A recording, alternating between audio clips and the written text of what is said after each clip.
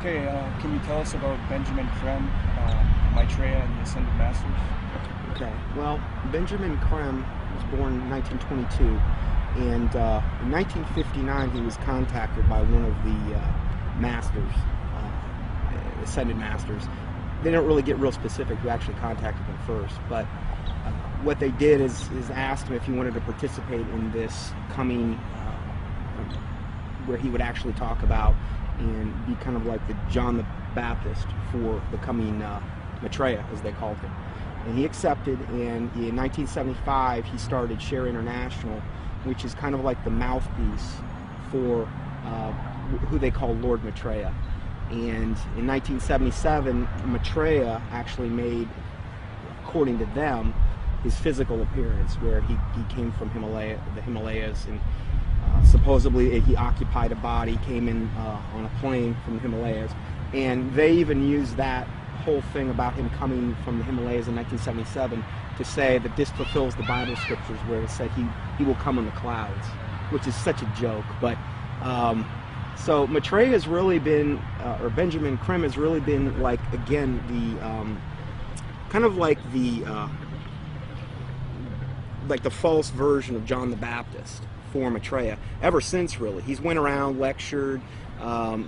He lectures at different various occult groups. He lectures at Masonic halls and these types of things, places where he feels comfortable at. And he's been trying to herald in Maitreya for a long time. They've made many predictions where, they said, okay, he's most likely going to appear within this time frame, and most of the time they've just got everything wrong. So they'll say, well, he could appear any moment, but we don't really know when. The New Age religion, folks, is going to have a worldwide leader, a charismatic political and religious leader that they call Lord Maitreya. At least so far, that's who they call him, or that's what they call him. This individual, as far as I know, has not made his public appearance yet, but the New Agers claim that he is on the earth at the present time. They claim that he came to live with the Asian community in East London, England, in July 1977 by descending from his ancient retreat in the Himalaya mountains along the border of India and Tibet. They further believe that his imminent emergence into full public view is assured. They also claim that this individual is the one that the Christians call Christ, the Jews call the Messiah, the Buddhists call the fifth Buddha, the Hindus call Krishna, and the Muslims call the Imam Mahdi. In other words, all of the major religions of the world are awaiting the arrival of this one individual. And they say that he is on the earth now, patiently waiting for the appointed time to reveal his existence to the peoples of the world. They say that he will apparently assume the leadership of all of these religions, and when he does, he will create a one-world religion. The New Agers have written that in the esoteric tradition, previously defined as being intended for or understood by only a chosen few as an inner group of disciples or initiates, in other words, the esoteric means hidden.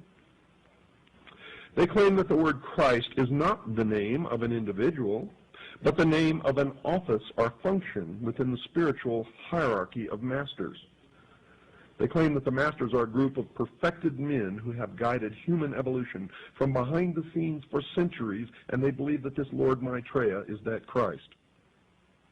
Now, Manly P. Hall has written of this individual by identifying him as, quote, the way, the truth, and the life, which coming to every life redeems all who accept it, unquote.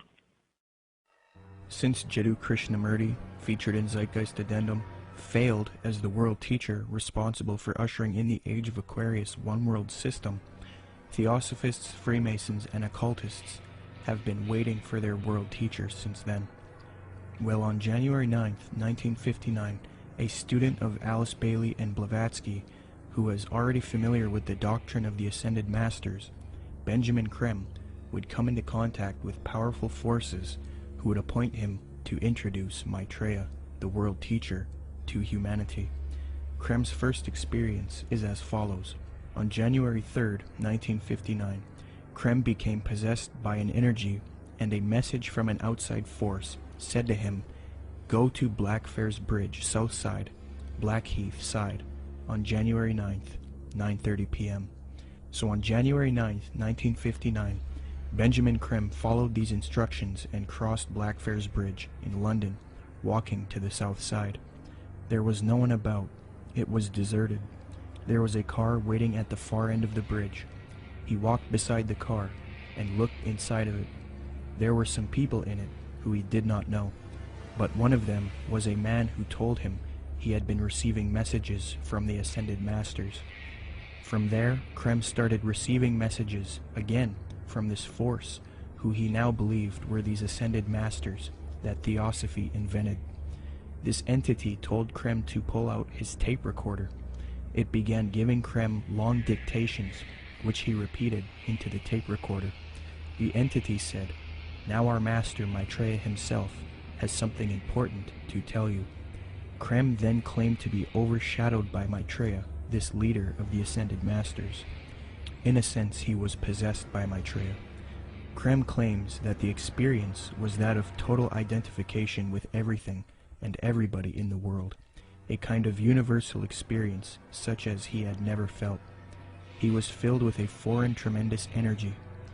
Creme claimed to have seen a vision of himself in the future, as well as Maitreya, the world teacher, who ushers in the Age of Aquarius, one world system.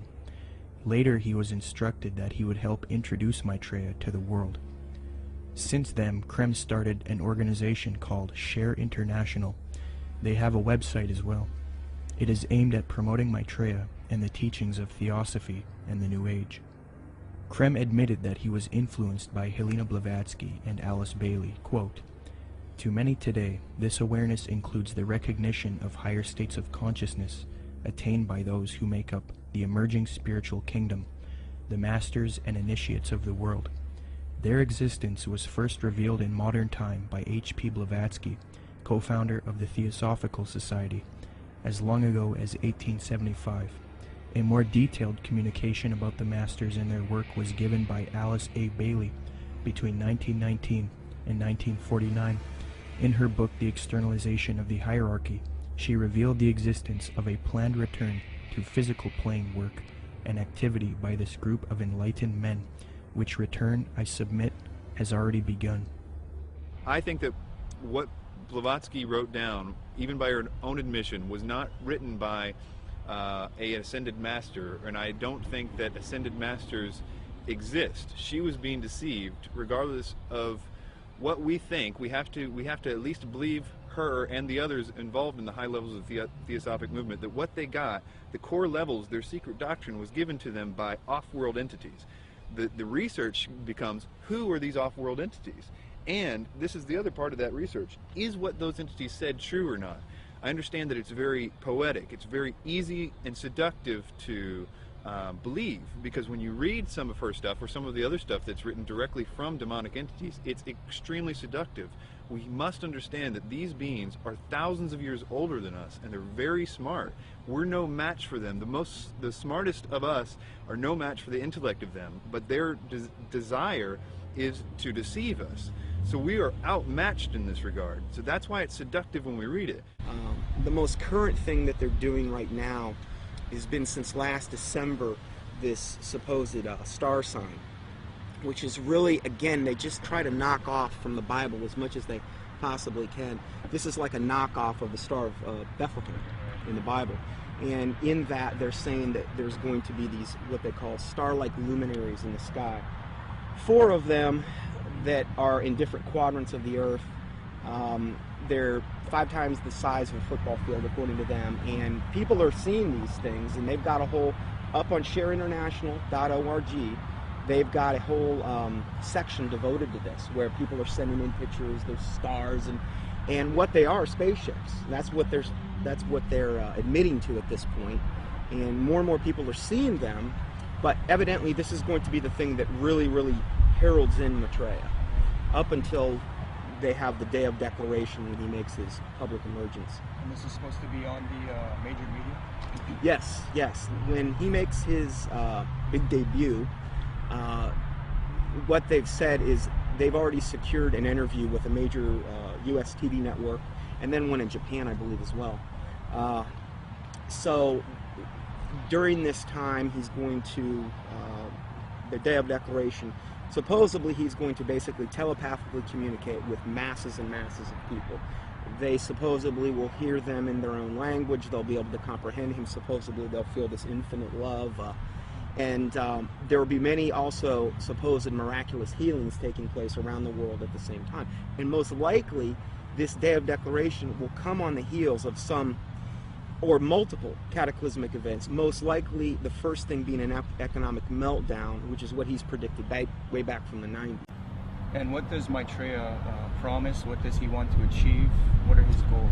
Well, you know, if you look at the word Share International, which is the name of the site, you know, if you read what he says, he wants the world resource sharing of the world. He doesn't want there to be any, supposedly, any inequalities of the world. You know, you look at what he says that he is. He says that he is the Christ that the Christians are expecting, the Messiah the Jews are expecting, the fifth Buddha the Buddhists are expecting, Krishna the Hindus are expecting, and Imam Mahdi that the Muslims. So he's kind of everything rolled up into one. He's like the total package. He's going to give and be able to unite and put all of the various and different religious systems, the major religious systems, all on the same page. And the Bible says that when the Antichrist comes, he's going to come with all lying power, signs, and wonders. And he's going to deceive the whole world by which the miracles that he's going to do. So he's taking credit for every single miracle that's going on right now, whether it's a Marian apparition, which would be to him the ascended Master Mary, because he's got a whole band of masters that he's going to be coming with. And so he's taking credit for everything. Every miracle that you're seeing going on in the world right now, whether it's a Catholic miracle, whether it's some type of energizing of water, whether it's some bleeding statue, whether it's, you know, some Hindu miracle, crosses of light, they've seen those in different and various churches. He's taking credit for all of that. And I think what we're going to see and what he says we're going to see, in fact, I just read this in their last report, Benjamin Creme said also with the UFO sightings, he says they're going to increase up until the time when he makes his emergence. And he's going to come on the scene. He's going to be able to explain all of this and try to put everybody on the same page. My personal belief is that the Antichrist, or the world teacher, will seem to actually be Christ, in the sense that he will seem to destroy some old system and some old bad leader. And I think that it will somehow be tied to, I don't know, this is my guess, but it will somehow be tied to some sort of fake or alien invasion or presence of some sort. I don't know if Maitreya fits all those characteristics, but I wouldn't doubt it for 1 minute if he was. My personal opinion is that Creme is somebody who is being talked to by entities and is doing what he's told to be doing. But you have to understand, a lot of times with people that are channeling entities like that, they oftentimes do and say things that don't come true, because the demons themselves don't know when. They're still on a timeline that they can't tell when something's going to happen. So they're always keeping something ready to happen in case when they finally can. So in the case of that, like if you look at the Blossom Goodchild thing and these ideas that were consistently put out by channel entities and things, it never came to pass because they don't have control over the timeline. They just have to always be ready. According to Share International, in the Swahili edition of the Kenya Times, Maitreya made an appearance June 11, 1988, to a local congregation in Nairobi, Kenya. The editor of the Swahili edition of the Kenya Times, a veteran journalist named Job Matungi, witnessed the event and took some pictures. A summary of his article as it appeared in his newspaper is as follows, quote, "The tall figure of a barefooted, white-robed, and bearded man appeared from nowhere and stood in the middle of the crowd. He was walking slowly towards the new church building, away from the tent. Mary walked with him side by side. I stared at the stranger without blinking, wafted on top of his turbaned head, his feet, and his entire body. In clear Swahili, which had no traces of accent, the strange man announced that the people of Kenya were blessed, especially those who had gathered at the venue that afternoon. We are nearing the time of the reign of heaven, but before that I shall come back and bring a bucket full of blessings for all of you, the man said." A bucketful of blessings is a reference to the astrological symbol for the age of Aquarius. Aquarius is depicted as a man carrying a pitcher of water in the zodiac. But continuing with the article, quote, "It took the crowd nearly 20 minutes to recover after the man left the meeting in a car belonging to a Mr. Gurnam Singh, who offered to give him a lift. But it will probably take Mr. Singh his lifetime to recover from the shock he got 2 minutes later. On reaching the bus terminus, the man informed Mr. Singh to stop the car.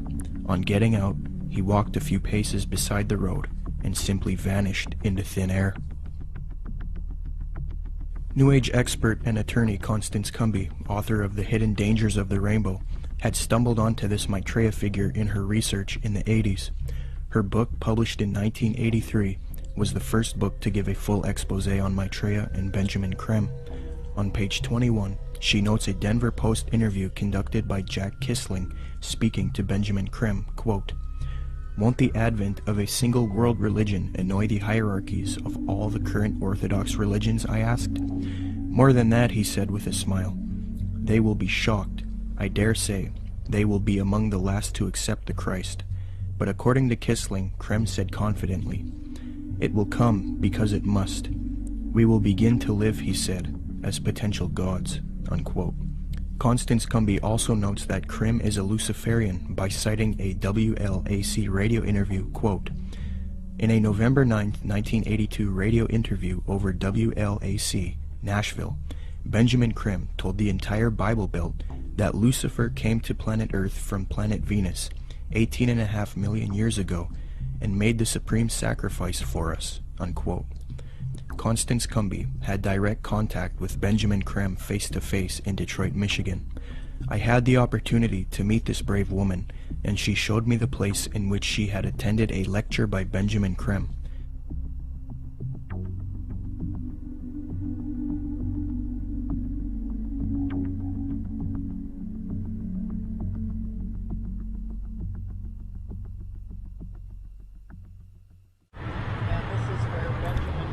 Spoke to a packed crowd November 4th, 1981, and Bread for the World was out there, head tables, Oxfam, every group you could think of was sitting out there. They were passing out brochures. The brochure is reproduced in both of my books. Benjamin Creme came in. He gave some kind of a hand signal that looked something like that, and I thought at first he was waving to somebody, but the crowd appeared to flip into a trance. And then he started speaking, and he was rotating his head. I can't even come close to, it was as close to a 180-degree spin of a head as I've ever seen. How his head didn't snap off, I'll never know. And then he started talking and laying out what they were doing, and the crowd was thoroughly under several degrees of hypnosis. I knew many people in that crowd from political circles and social circles in Detroit for many years, and I talked to some of them, and the common denominator was they had all been through one kind of mind control course or another, one type of New Age class or another. I talked to a fellow behind me, Al Banks, and I said, he was a film producer doing much of what you're doing now. And I said, "Al, I know what I'm doing here tonight. What are you doing here?" And he said, "Because, Connie," he said, "I'm taking a course in miracles at Unity." He said, "I've joined Unity. We're all required to take a spiritual growth class. I've taken a course in miracles. It was a class requirement that we be here tonight." And then he said, "You know, Connie, I would have thought a progressive person like you would have joined Unity a long time ago." Well, then I started explaining to him exactly why I haven't. And he snapped, the glaze snapped off his eyes for a little bit. He thanked me for telling him.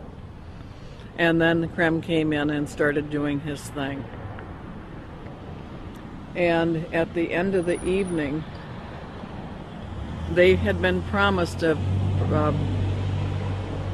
appearance by Maitreya, the Christ, channeled through Benjamin Creme himself, that Maitreya would speak through Benjamin Creme. And Benjamin Creme asked everybody to join in the recitation of the Great Invocation. I told the woman standing next to me, I will not say the great invocation with you. I will say my own prayer.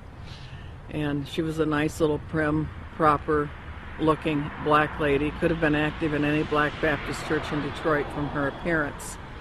And she said, no, that's all right, honey. We all have our own paths to God. And I said, the reason I will not say the great invocation with you, the scriptures clearly said that the Antichrist would come denying that Jesus was the Christ. I said, Benjamin Creme has denied it all evening and said Jesus was not the Christ in this Maitreya. And the woman said what Benjamin Creme had said. She said, there's been many Christs. I said, there's been one, and his name is Jesus. And people turned from rows around and looked at me like I was crazy. And so then Benjamin Creme came in, and he started the nearly close to 180-degree spin of his neck again. And the crowd's hypnotic trance appeared to deepen, and he started out from the point of light within the mind of God, may light spring forth ever. And I went nice and clear, and I'll tell you, the acoustics in that building are wonderful. I said, Our Father, who art in heaven, hallowed be thy name. Thy kingdom come, thy will be done. And I did that each and every stanza. And they got down to the last part, said, may light and love and power fulfill the plan on earth, and may it seal the door where evil dwells. And I said nice and loud and clear, I said, may Jesus Christ return to earth and end the evil present in this room tonight. Well, the funniest thing happened, or may I say it did not happen. Benjamin Creme stood there. He waited, and he waited. He clearly was watching for something to come over him.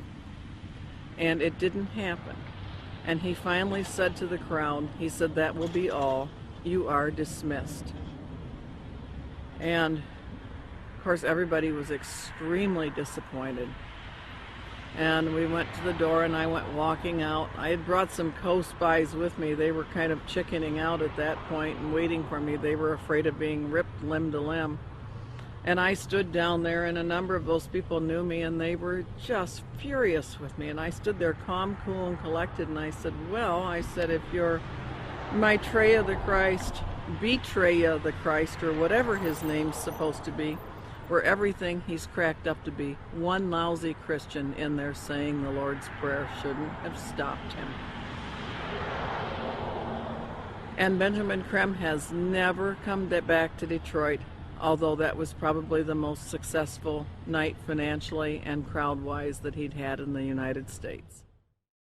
Do you speak to him? Maitreya can speak through me. I can't command him to. Oh. He won't speak in verbal. Probably not. No. I mean, it's...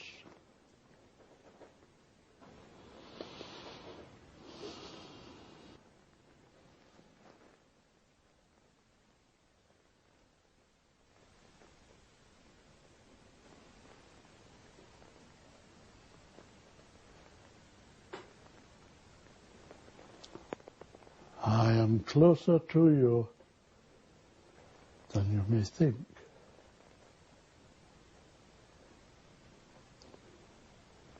No distance separates us.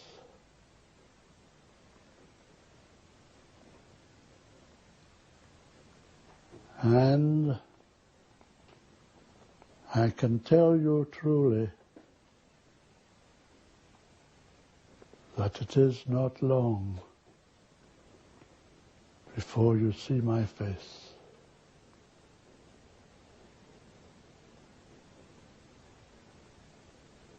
How soon? Good night, my friends.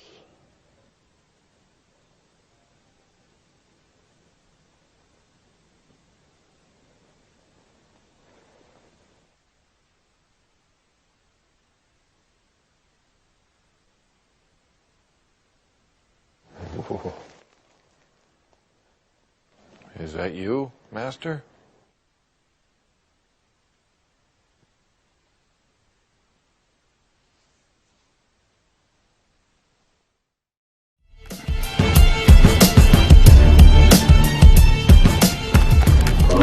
welcome you once more,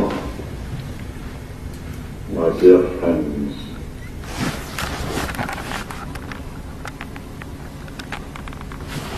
I come to tell you that you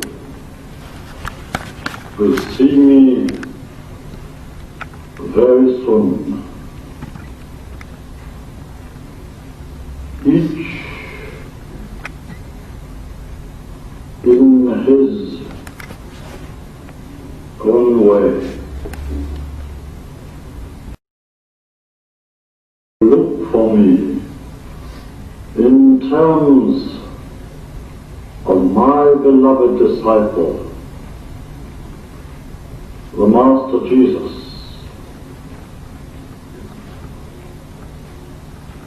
Will find his qualities in me.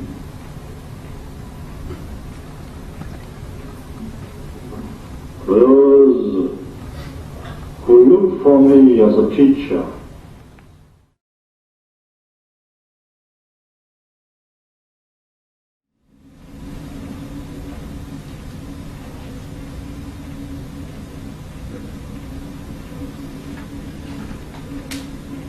take me into yourselves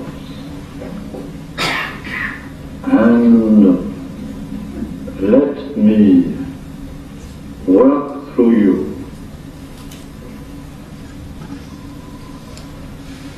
Make me part of yourselves and show me to the world.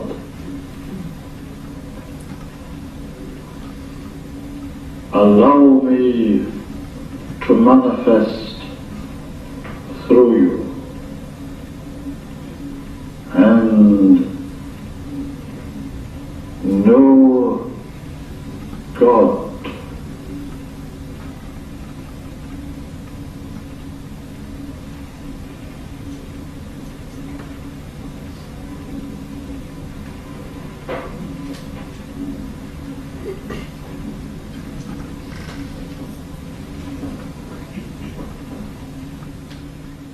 And power of the one and holy God.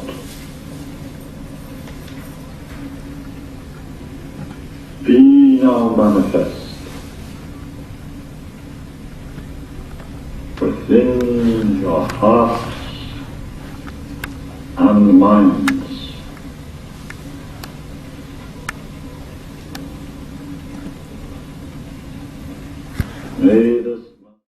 The following is a video taken in Iraq at a Shia Muslim festival.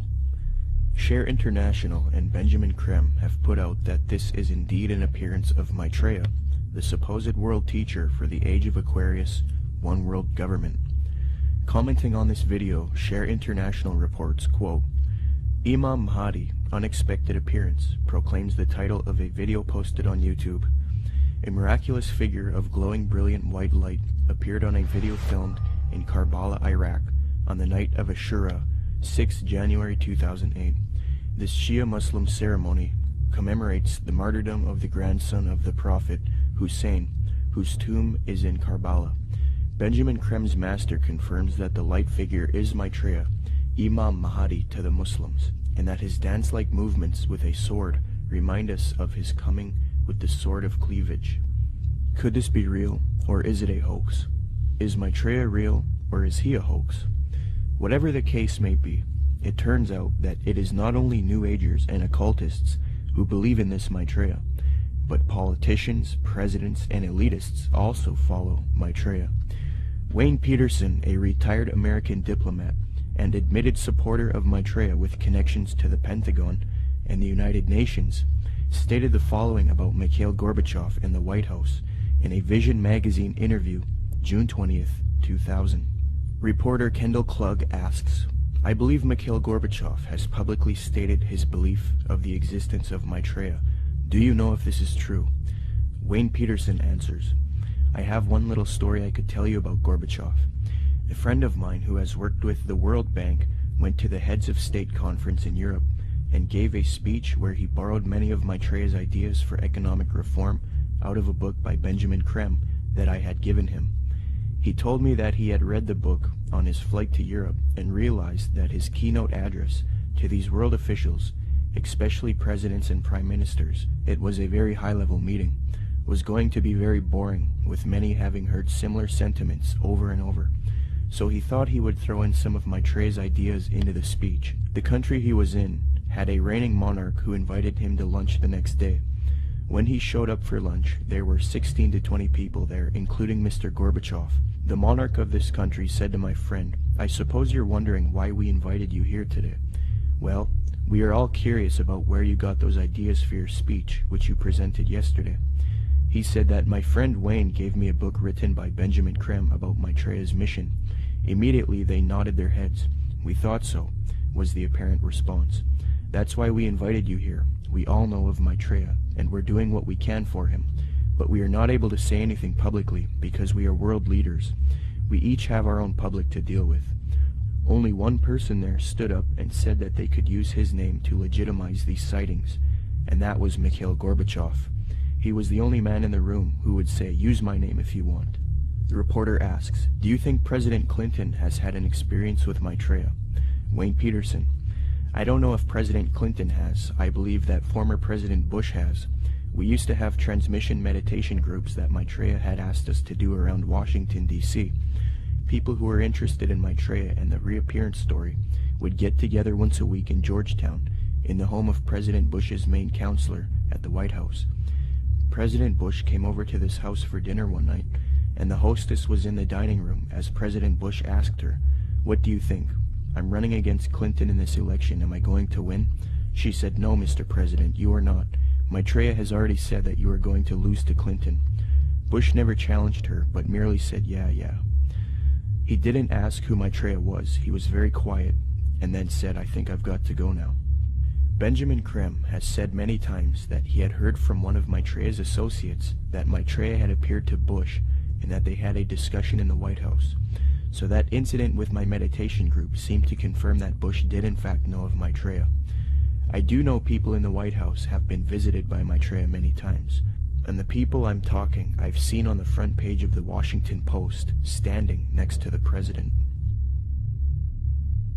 In a December 19, 2008 London Telegraph article, Major Media Organization, Mick Brown praises Maitreya and Benjamin Creme, stating, quote, "This week has come encouraging news for anyone with an interest in signs and wonders, or desperate for a chink of light in the prevailing gloom, which probably means most of us.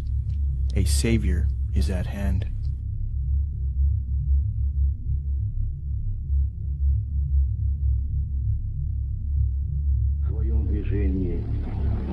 В другом направлении, к новому мировому порядку. I think even that does not describe why the world has changed so much and why the world has turned so much toward a new world order and a new kind of civilization. Maitreya is one of the main theosophy in Maitreya. The whole UN movement, the whole Lucius Trust movement, world goodwill, they're going out of their way to try to discredit it and say, well, you know, Jesus, all he really was a disciple of Maitreya. He's still a disciple of Maitreya. Maitreya's over him, and Jesus, they believe what happened is Jesus heralded in the age of Pisces. Now what we're going to be doing is now we need to herald in the age of Aquarius. This is where the New World Order comes in, and this is what Maitreya is going to bring. So we're going to de-emphasize Jesus, and we're going to move over to Maitreya. Jesus is just a disciple of Maitreya anyway, according to them.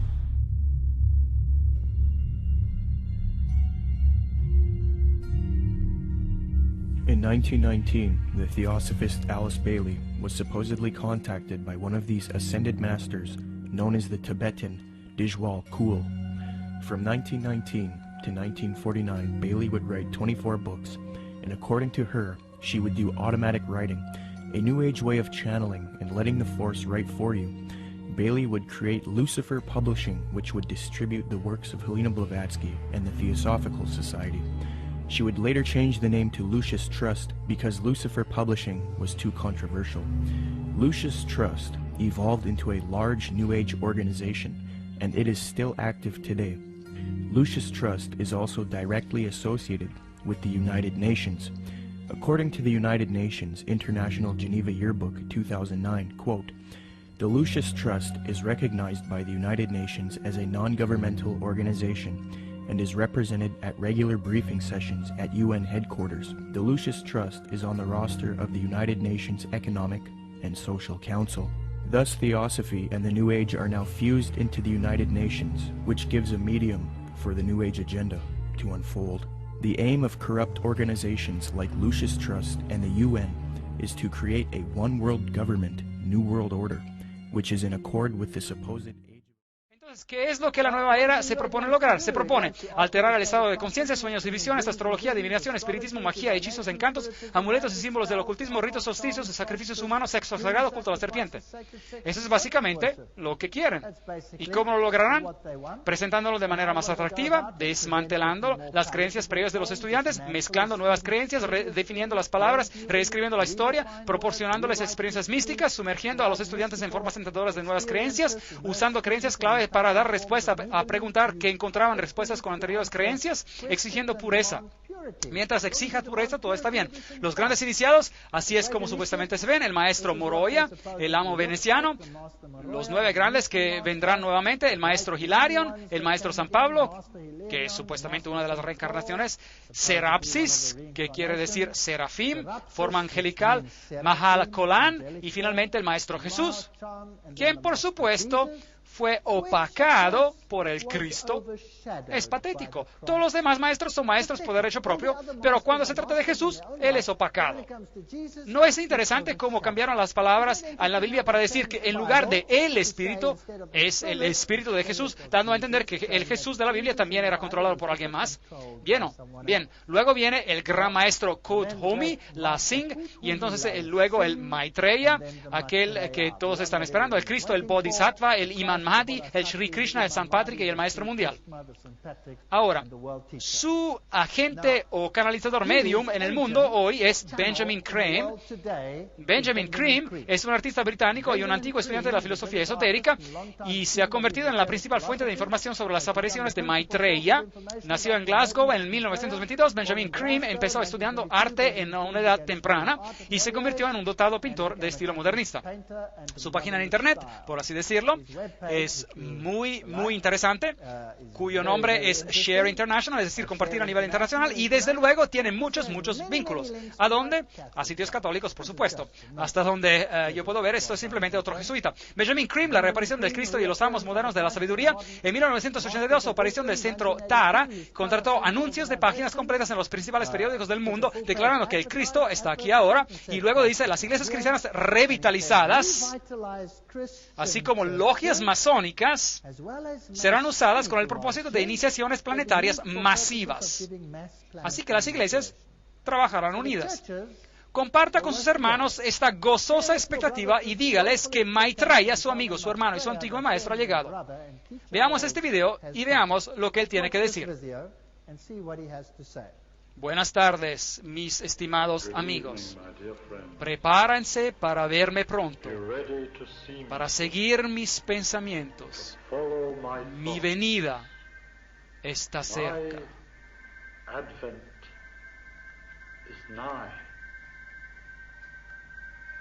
El maestro mundial de la nueva era de Acuario, Maitreya Buddha, ha estado viviendo en Londres, en Inglaterra, desde el 1977.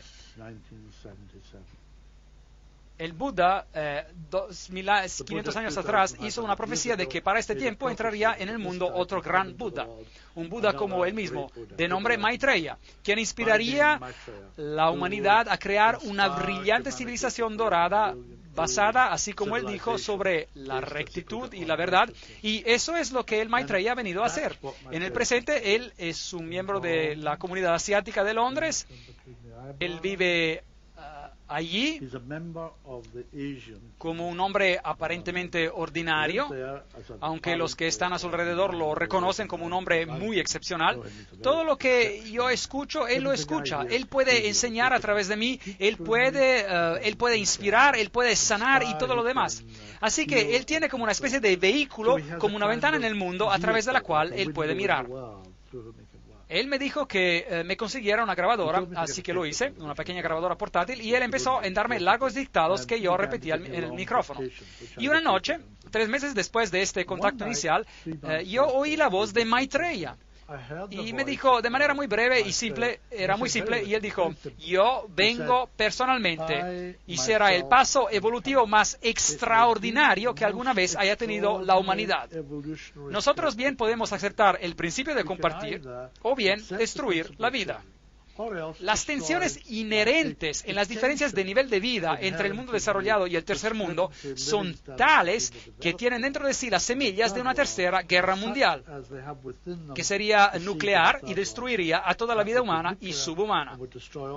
Pero nosotros tenemos que elegir, tenemos que invitarlo primero a venir a las redes de radio y televisión del mundo en el día de la declaración, y será el día más extraordinario para la humanidad.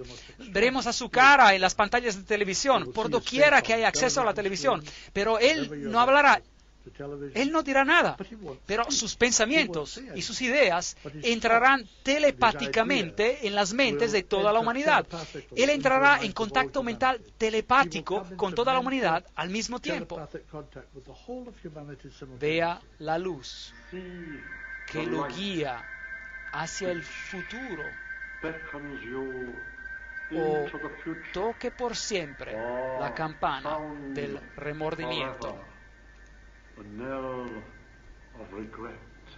¿No aborrece usted ese tipo de voz? Vea la luz que lo guía hacia el futuro, o toque por siempre la campana del remordimiento.